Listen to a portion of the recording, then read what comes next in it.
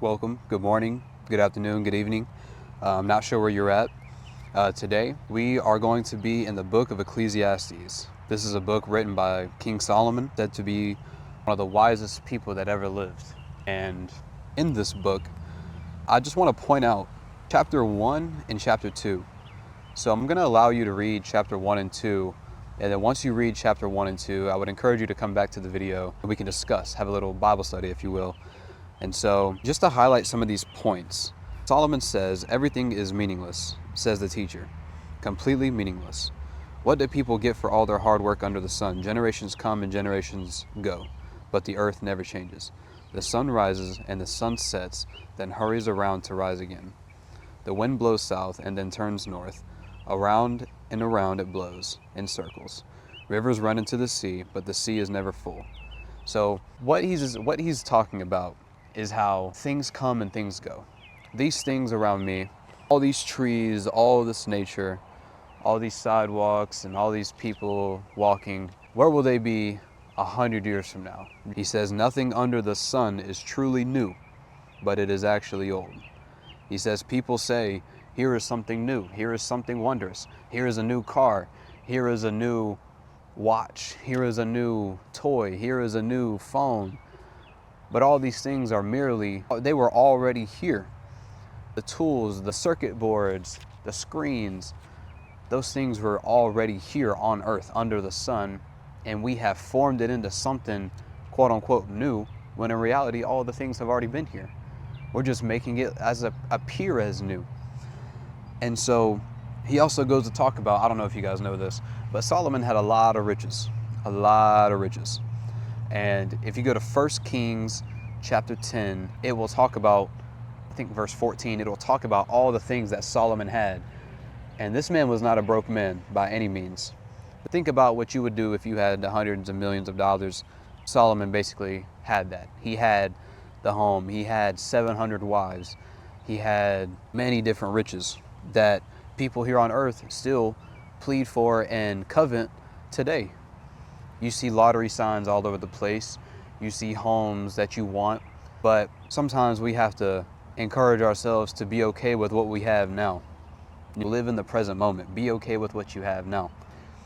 So with all these things that Solomon had and accomplished, you see in chapter 1, verse 18, the greater my wisdom, the greater my grief. To increase knowledge only increases sorrow. So the more knowledge that Solomon gained and obtained, the more sorrow he got. The more his eyes became to see things for what it really was, the more saddening his heart became. And what's really important is that they had so many different accomplishments, and yet this man says that everything that he has accomplished and all the knowledge that he's obtained has made him sad. He also says in chapter 2, verse 12, so I decided to compare wisdom and foolishness and madness. And he said that he thought wisdom is better than foolishness, just as the light is better than darkness. For the wise can see where they are going, but fools walk in the dark. Yet I saw that the wise and the foolish share the same fate, and that same fate is death. He said both will die. So he said to himself, since I will end up the same as the fool, what's the value of all my wisdom? This is so meaningless. For the wise and the foolish, they both die. The wise will not be remembered any longer than the fool. In the days to come, both will be forgotten. So I came to hate life because everything done here under the sun is troubling. Everything is meaningless, like chasing the wind. And he goes on to say that all of his hard work will be inherited by people he may know, people he may not know. Just, I guess to put it in today's terms, let's say you have a home and you pass away. Your kids, your wife, your husband, these people might inherit your home. And then you keep continuing on that chain, and eventually who's to say that your great-great-great-grandson or granddaughter sells that home? What Solomon was trying to capture here is that I can work as hard as I can, and I can build the biggest, the most beautiful homes that anyone has ever seen.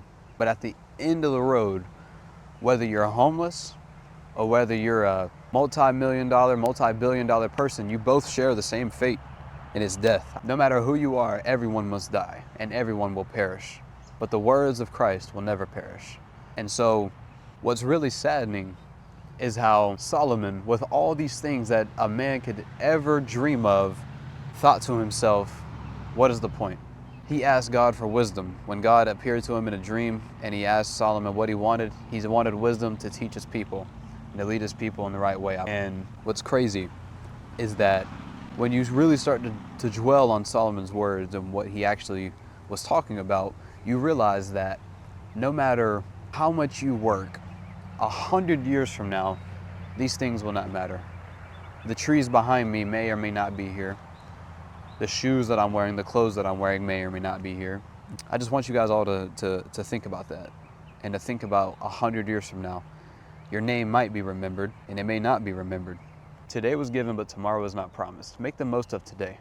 As depressing as the book of Ecclesiastes is, you have to understand that even though we might face death, we have to realize what is the purpose of our life. Why are we here? The purpose of Ecclesiastes was to show how the worldly treasures wouldn't fill that void that humans so eagerly desire, which is that comfort and I feel like that spiritual thirst and hunger. And Christ talks about how the people who drink his water will never be thirsty. We always want something more and more and more. But Solomon spoke and he said, the things that we so eagerly desire will never fill that void. So it has to come from something higher. It has to come from something bigger and better. And you can run and you can fornicate, you can watch pornography, you can do all those things, but you'll find yourself wanting more and more. Think about money. People go from wife to wife, husband to husband, but that void is still empty. Yeah, it might be filled for a temporary time, but eventually you'll find yourself in the same spot that you were at square one. Everyone has a birth date and everyone has a death date. And what you do in between that birth date and that death date will be on display for all of mankind to see. All of mankind, everyone. And God's gonna ask you, what did you do with the time that I've given you? And you must give an account for all the things that you have said. There's that in Matthew. For every idle word man may speak, you will have to give an account on. And so think about that. Do you really think that life is a birth date and a death date? Just a simple dash on a tombstone? Come on, we have to think bigger than this. There's more to life than that. And Christ proves that. I think it's so important for us youth with technology and TikTok and Instagram. We see other people going to school or going to college with getting degrees. We see others graduating from high school when you may have dropped out. We see others making hundreds of thousands of dollars a year when you might be only making 5 figures. But when you read the Bible and you read Ecclesiastes, Solomon really encaptures that no matter how much you make, no matter how much you accomplish on this earth, both share the same fate, and it's death. And I want you guys all to think about that.